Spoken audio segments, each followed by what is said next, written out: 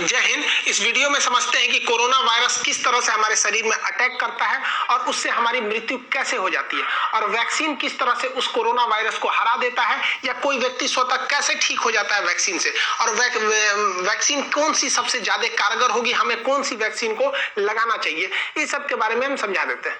जैसा आप सब जानते हैं कि कोरोना जो है कहीं ना कहीं संपर्क में आने से ही फैलता है किसी इन्फेक्टेड व्यक्ति से, जिसमें सबसे ज्यादा महत्वपूर्ण होता है ये इसका जो ड्रॉपलेट्स होता है, ये सब आपको पता है। इसीलिए थोड़ा सा 1 मीटर दूरी जो कहा जाता है कि कम से कम गैप बना के रखना चाहिए। देखिए, कोरोना जो वायरस है ना, इसके बाहर 2 हिस्से होते हैं। एक इसका जो बाहर इस तरह से निकला हुआ है नुकीला भाग, इसे कहते हैं स्पाइक प्रोटीन। यही सबसे घातक है, स्पाइक प्रोटीन। अगर इसका जो स्पाइक प्रोटीन है, ये बाहर वाला, अगर इसको तोड़ दिया जाए, इसको टकला कर दिया जाए, तो किसी काम का नहीं, फिर कोरोना से कोई नहीं डरेगा, यही भाग जाएगा। और इसके अंदर एक होता है गुच्छा जैसा, ये इसे कहते हैं जेनेटिक मटेरियल।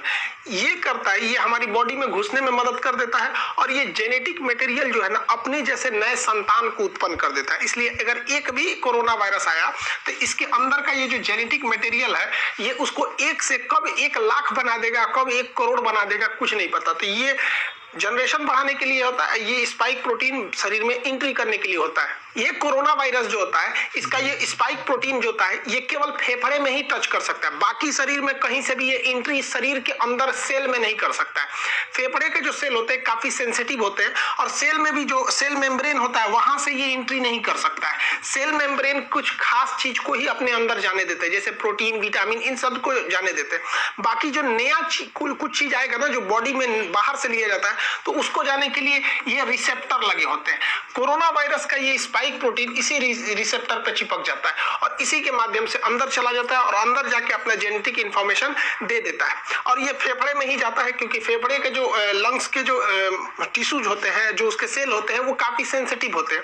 अब देखिए, ये जो कोरोना वायरस है, ये फेफड़ा है, फेफड़ा का ये रिसेप्टर है, ये ससुरा पकड़ लेता है कोरोना को, कोरोना जाके इसी में चिपक जाता है, और यही इसको खींच के अंदर लेके चला जाता है। यही सबसे घातक हो जाता है। जैसे ये रिसेप्टर में चिपकता है, रिसेप्टर इसको खींच के अंदर ले जाता है, ये यहां से चिपका के अंदर लेके चला जाएगा।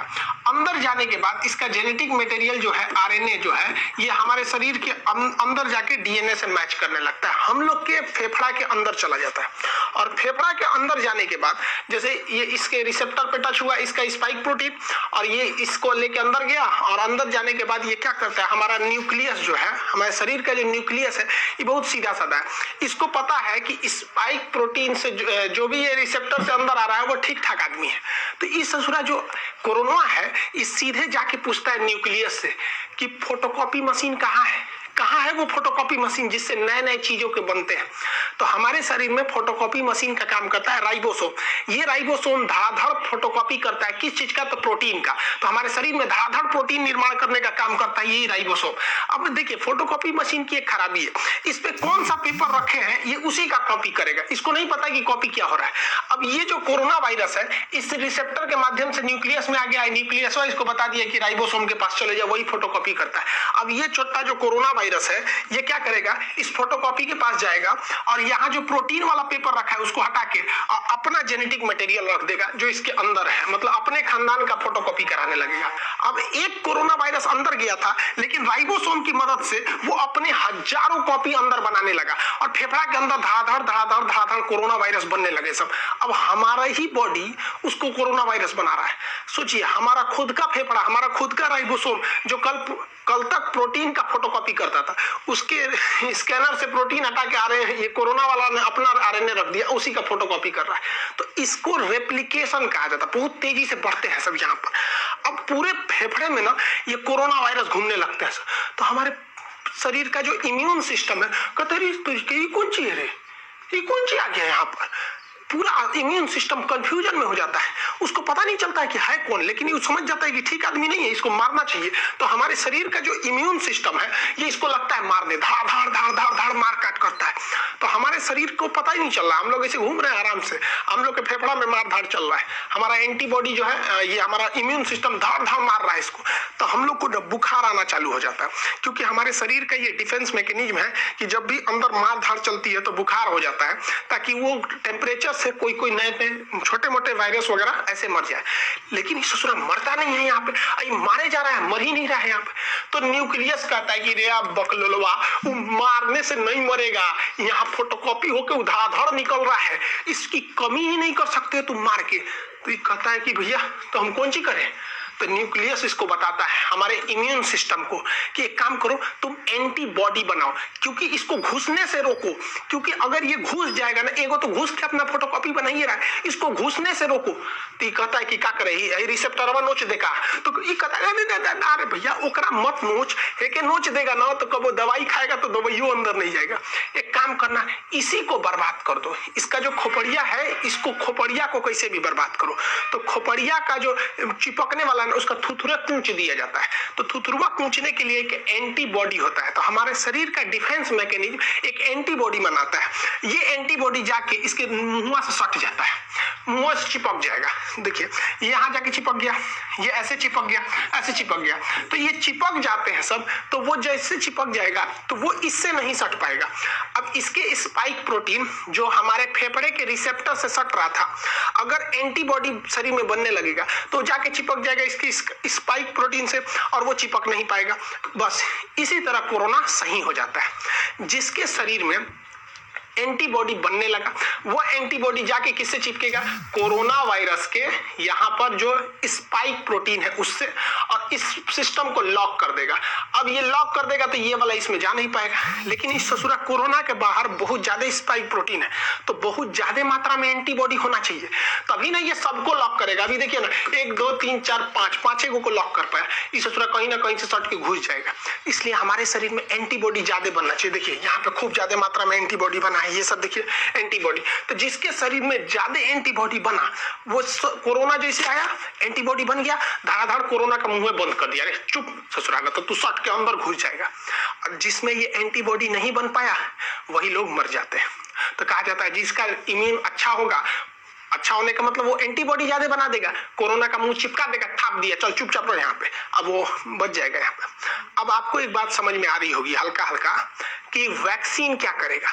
वैक्सीन कुछ नहीं करेगा, बल्कि वैक्सीन इसी एंटीबॉडी को बनाएगा ताकि यह एंटीबॉडी कोरोना के स्पाइक प्रोटीन पर जाके सट जाए और उसका मुंह बंद कर दे। अगर मुंह बंद हो गया तो कोरोना हमारे शरीर के रिसेप्टर से टच होके अंदर नहीं जा पाएगा, वो ऐसे ही ऊपर घूमते घूमते अपने से मर जाएगा। तो वैक्सीन का यही मेन काम हो गया कि वैक्सीन जैसे हमारे शरीर में लग जाता है तो इतना ज्यादा हमारे शरीर में एंटीबॉडी बन जाता है कि ये एंटीबॉडी कोरोना को चारों ओर से घेर लेता है, कहता है कि आओ आओ सट जाओ हमारे में, तो चारों ओर से ये एंटीबॉडी सट जाता है। जब एंटीबॉडी सट जाएगा तो कोरोना के जितने स्पाइक प्रोटीन है उसका मुंह बंद हो जाएगा, हमारे शरीर में एंट्री नहीं मार पाएगा, दूसरा कोई काम नहीं है। जैसे देखिए ये एक ह्यूमन सेल है, अब इसमें क्या है, कोरोना वायरस का स्पाइक प्रोटीन फंस गया है, लेकिन जब उसमें न्यूट्रलाइज किया गया एंटीबॉडी देकर तो ये एंटीबॉडी जाके इससे सट गया, ये एंटीबॉडी सट गया, अब ये इससे डायरेक्ट टच में नहीं आ सकता है, तो हमें कोरोना नहीं होगा। यही काम होता है हमारे वैक्सीन का। अब इसमें इतना टाइम क्यों लग गया? तो देखिए वैक्सीन बनाने में सबसे बड़ा था कि इसके अंदर का जेनेटिक मटेरियल जो फोटोकॉपी कर रहा था वो क्या है पता करने के लिए। तो बाद में पता चला कि वो आरएनए है। देखिए हमारे शरीर में डीएनए होता है, डाईऑक्सीराइबोज न्यूक्लियोटाइड। डीएनए जो होता है वो 2 धागा का बना होता है यहाँ पर देखिए, और आरएनए जो होता है वो केवल सिंगल हेलिक्स होता है, सिंगल धागा का बना होता है आरएनए। तो जितने वायरस होते हैं वो आरएनए होते हैं, ज्यादातर वायरस आरएनए। अब आरएनए को बनने में ज्यादा टाइम नहीं लगता है, खटाखट आरएनए बनता है, जबकि डीएनए बनने में टाइम लगता है। तो वायरस जो है बड़ा जल्दी जल्दी बनने लगते हैं सब यहाँ पे। तो वैज्ञानिकों ने इसी आरएनए को पकड़ के निकाला, इसलिए जितना वैक्सीन है सब वैक्सीन को आरएनए वैक्सीन, एमआरएनए वैक्सीन कहा जाता है। तो इस कोरोना का जो आरएनए है उसे वैज्ञानिकों ने निकाल लिया। अब देखिए हम लोग में तो डीएनए पाया जाता है, तो डीएनए नहीं है, देखिए डीएनए आरएनए में अंतर नहीं, एक उखाड़ दीजिए इसका तो क्या बन जाता है, आरएनए बन जाता है। तो डीएनए से आरएनए बनाया जा सकता है, उखाड़ के नोच लीजिए बस क्या बन जाएगा, आरएनए बन जाएगा। तो वैज्ञानिकों को कोरोना वायरस का आरएनए मिल गया। तो कोरोना कैसा वायरस है? एक आरएनए वायरस है, बस हमको ये मिल गया। अब वैज्ञानिकों ने क्या किया, इस आरएनए वायरस को केमिकल से कमजोर उमजोर करके इसका नकल कर लिया, और इसे नकल करके जैसा इसके अंदर आरएनए था वैसे ही आरएनए को इंजेक्शन से हमारे बॉडी के अंदर भर दिया। और जैसे बॉडी के अंदर भरा तो बॉडी के अंदर क्या पहुंच गया सब? ये कोरोना वायरस। बट ये ओरिजिनल तो है नहीं, ये तो लैब में इन्होंने आरएनए से बनाया है, ओरिजिनल नहीं है। अब बताइए, ये ओरिजिनल नहीं है लेकिन दिखने में तो उसी के जैसा है, और जब दिखने में वैसे ही है तो शरीर के अंदर जाएगा तो शरीर के अंदर से एंटीबॉडी बनने लगेंगी ज्यादा ज्यादा, और इन दवाओं में एंटीबॉडी को बढ़ाने के लिए केमिकल मिला दिया जाता है, तो ज्यादा से ज्यादा एंटीबॉडी बनने लगेगी। तो जब कभी हमें वैक्सीन लगा दिया जाता है तो यह वैक्सीन एंटीबॉडी का निर्माण बहुत जोर से करने लगती है, और हमारे शरीर में खूब ज्यादा एंटीबॉडी हो जाता है, जो कि नकली कोरोना वायरस को देखकर बना होता है। और इसी बीच में ना वो पूरे उस कोरोना वायरस को घेर लेते हैं, हमारे शरीर में पूरा का पूरा एंटीबॉडी हो गया।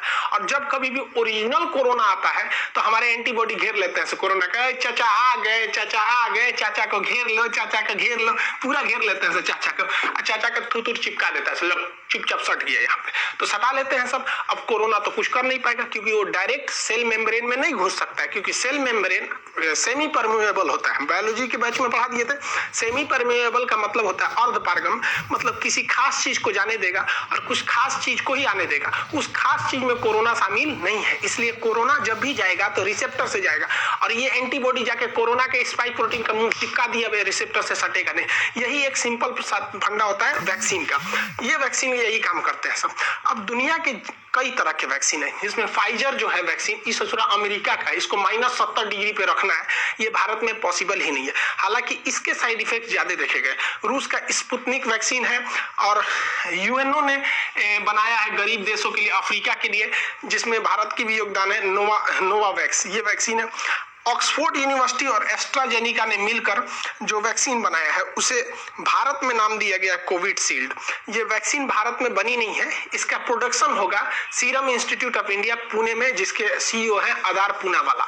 तो ये वैक्सीन है, जितनी वैक्सीन है ये सारी की सारी वैक्सीन है mRNA पर डिपेंड है, यानी आरएनए वैक्सीन है। मतलब कोरोना का कॉपी करे हमारे बॉडी में घुसा दो, उसको देखा देखी जब वो बनने लगेंगे एंटीबॉडी, तो उस एंटीबॉडी की मात्रा बढ़ा दो, और जब ओरिजिनल कोरोना आएगा तो उसका थुथुर चाप देंगे, सभी सब इसी पर काम करता है। लेकिन भारत का वैक्सीन इस पर काम नहीं करता है।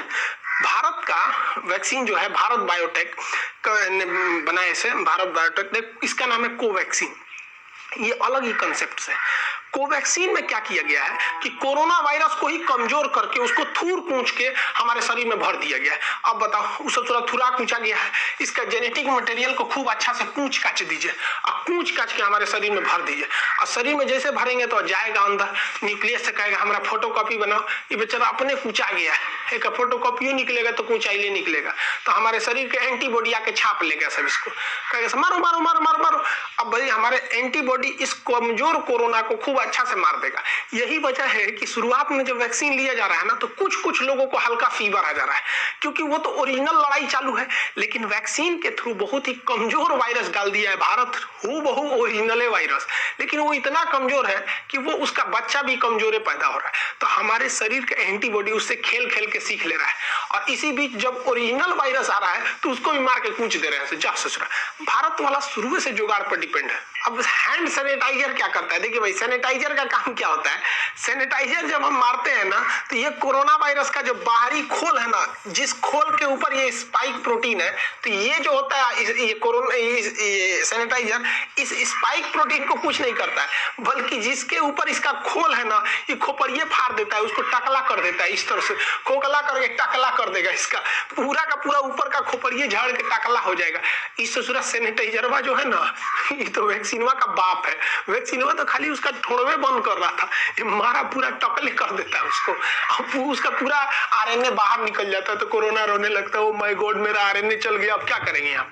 तो आप कहेंगे कि सैनिटाइजर वे काहे नहीं पी लेते हैं, सोचा सैनिटाइजरवा ज्यादा पी लेंगे लोग ना तो फेफड़वा में, तो हम लोग के सोचा रिसेप्टरवा जो है ना फेफड़ा का, एकरो नोच देगा, बस दिक्कत हो जाएगा, हम लोग भी मर जाएंगे लोग यहाँ पे। इसलिए सैनिटाइजर जो है वो केवल बाहर के काम में आता है, वो कोरोना वायरस के बाहरी लेयर को फाड़ देता है। दुनिया में बहुत सारे वैक्सीन है, जिसमें एक ये जितने वैक्सीन है ये आरएनए वैक्सीन है सब, जबकि भारत का जो वैक्सीन है भारत बायोटेक द्वारा, ये तो ओरिजिनल वायरस का ही वैक्सीन है। अब इसमें से सबसे अच्छा कौन है? तो देखिए सारे वैक्सीन अच्छे हैं, डिपेंड करता है किसको कहाँ के ट्रायल पर किया गया है, किसी को अमेरिका में, किसी को इंडिया में। सारे के सारे वैक्सीन एक जैसे हैं, कोई खराब नहीं है। जैसे हम आपसे कहते हैं कि कौन सा साबुन नहाने के लिए अच्छा है, तो भैया आप लाइफ बॉय से नहाओ, चाहे डिटॉल से नहाओ, चाहे पियर से नहाओ, कोई फर्क नहीं पड़ता है, नहा के आप वैसे ही निकलेंगे। जैसे हमारे जैसे आप घड़ी साबुन से नहा लीजिए, कोई फर्क नहीं पड़ता। अब जैसे हम लोग हैं, भैंस जैसे हम लोग का चमड़ा है तो उस पर लक्स वगैरह सुनता ही नहीं है, तो घड़ी साबुन ये सब से नहा लीजिए, कोई फर्क नहीं पड़ता, सब एक जैसा है,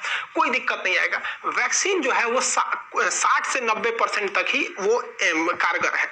लेकिन फायदा क्या होगा? ऐसा नहीं है कि जिसे वैक्सीन लग गया उसे कोरोना नहीं होगा, होगा, उसको भी हो सकता है, बहुत कम चांस है। और अगर होगा भी ना तो वो घर पे ही ठीक हो जाएगा, मरेगा नहीं। वो सबसे बड़ा फायदा यही है वैक्सीन का, उसे दोबारा कोरोना हो जाएगा बट मरेगा नहीं।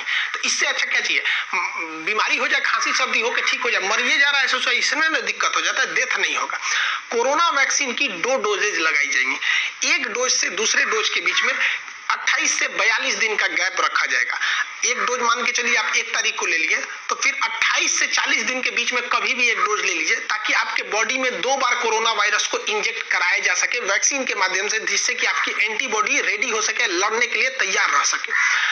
अब देखिए, एक रिसर्च करना ये है कि ऐसा माना जा रहा है कि अगर किसी व्यक्ति को पहला डोज अगर फाइजर का लगा दिया जाए और दूसरा डोज कोविशील्ड का लगा दिया जाए तो ये ज्यादा असरदार होगा।